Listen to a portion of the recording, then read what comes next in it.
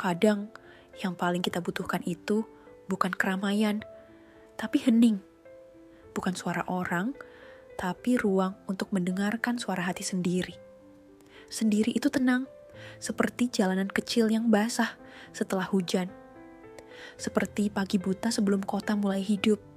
Ada ketenangan yang tak bisa dijelaskan, tapi bisa dirasakan. Sendiri itu membuat kita bisa bernapas, tanpa harus memikirkan ekspektasi orang.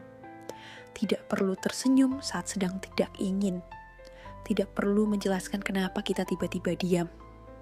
Di momen seperti itu, kita bisa menjadi versi paling jujur dari diri kita sendiri.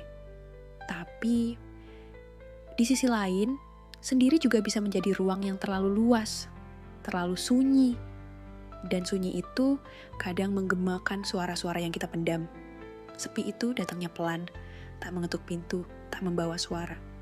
Tapi dia duduk di pojok ruangan hati. Dan diam di situ. Kita jadi berpikir, bagaimana bisa aku merasa kosong, padahal semuanya lengkap. Ada keluarga, ada teman. Tapi tetap saja ada yang tidak terungkap. Mungkin karena yang kita cari itu bukan siapa-siapa, tapi rasa. Rasa dimengerti, rasa cukup, rasa aman. Dan lucunya, semakin sering kita berkata, nggak apa-apa, semakin banyak yang percaya, padahal kita cuma sedang mencari satu orang saja yang benar-benar mau mendengarkan tanpa buru-buru memberi nasihat. Tapi kamu tahu? Tidak apa-apa. Kalau hari ini kamu hanya bisa menangis di kamar, atau diam lama di sudut ruangan, itu juga bentuk dari bertahan. Kalau hari ini kamu hanya bisa menyeduh teh hangat dan menatap langit yang perlahan berubah warna, itu juga bentuk dari merawat diri. Kamu tidak harus selalu kuat, tidak harus selalu hadir untuk semua orang.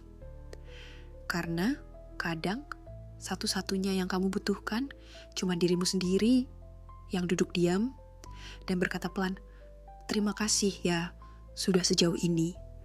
Dan ketika semua suara berhenti, saat tak ada yang menepuk punggungmu, kamu akan sadar dalam diam itu kamu sedang tumbuh. Jadi, kalau hari ini kamu merasa sendiri, itu bukan akhir dari cerita. Mungkin ini cuma babak di mana kamu sedang belajar jadi kuat. Bukan untuk siapa-siapa, tapi untuk dirimu sendiri. Pelan-pelan saja. Nggak harus buru-buru pulih. Nggak harus selalu kelihatan baik-baik saja. Karena di balik sepi, kadang justru kita menemukan versi terbaik dari diri kita sendiri.